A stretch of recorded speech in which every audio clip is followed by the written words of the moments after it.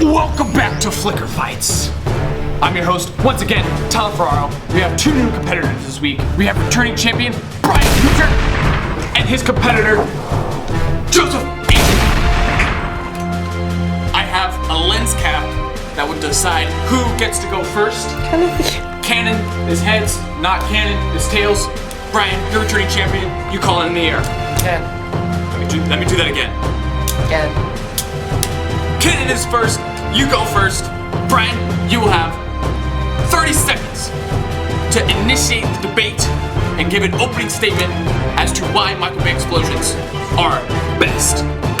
You may begin in 3, 2, 1. Begin! Michael Bay has a net worth of $410 million.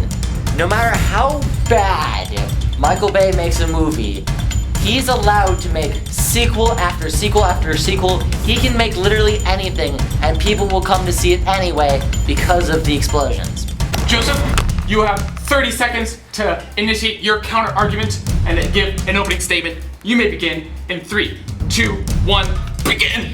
Okay, although Michael Bay has the affordability to make sequel after sequel, that doesn't qualify that they're any good. J.J. Abrams has gained the respectability of the industry by using Lensflares to create both an atmosphere in the environment like he used in Star Trek, and to use for diegetic effects in Super 8 with the train sequence and the Super 8 camera themselves, combining it for the upcoming Star Wars Force Awakens as evident by the trailer.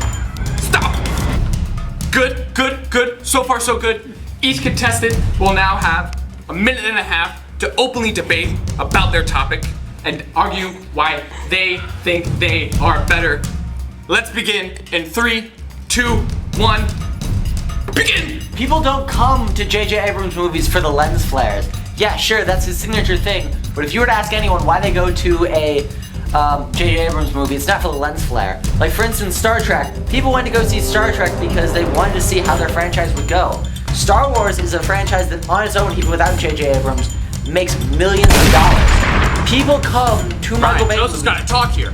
Okay, but what about with explosions have always been a time-honored tradition of both action movies and science fiction movies, but with lens flares, they've had a revival thanks to J.J. Abrams' arrival in directing in 2006 with Mission Impossible 3.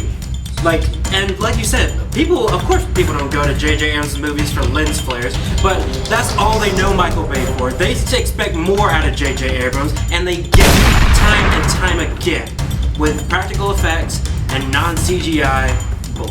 Sometimes he will even add lens flares in for no reason, like in Fringe. It's a daytime shot, and for some odd reason, there's a random lens flare. He just adds lens flares for the sake of lens flares. What about Michael Bay? Oh, I'm shooting in the desert. Oh yeah, we have $100 million left over. Just blow shit up in the desert. Like you said, it's an action movie. That's something that happens in action movies.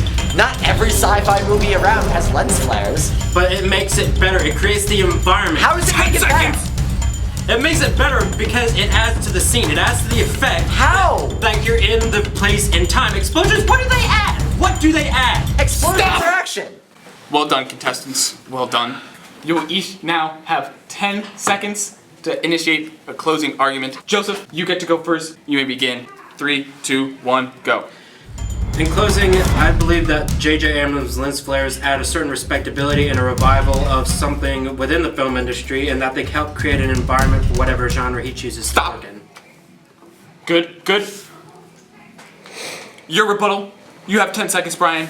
Begin now. Like I said throughout this entire time, J.J. Abrams is not known for lens flares. Michael Bay is known for his explosions. Stop. Very good. Very well done. Fantastic debate, both of you. It is now time to declare a winner.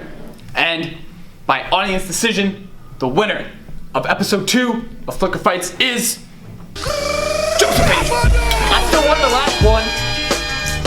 Calm down. Congratulations, Joseph. You'll be back for episode 3 at some point in the future. Congratulations.